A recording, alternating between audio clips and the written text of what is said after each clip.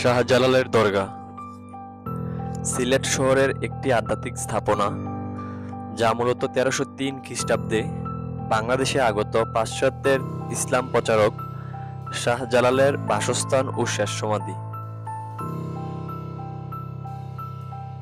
এই দরগাটি সিলেট শহরের উত্তর প্রান্তে একটি টিলার উপর অবস্থিত। লৌকিক ও অলৌকিক স্মৃতি বিজড়িত এই স্থান সিলেটের অন্যতম পূর্ণ তীর্থ হিসেবে পরিচিত।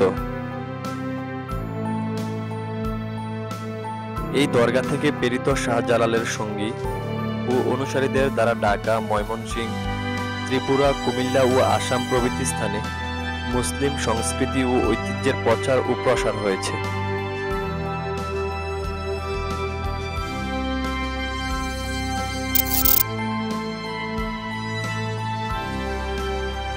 এটা হচ্ছে নায়ক সালমান শাহর কবর।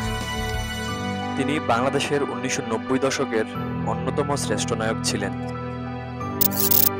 জালালি কবুতর, জালালি কৈতর বা গোলাপায়রা কলাম্বিডি গোত্র বা পরিবারের অন্তর্গত কলাম্বাগণের অন্তর্গত অতি পরিচিত একটি পাখি।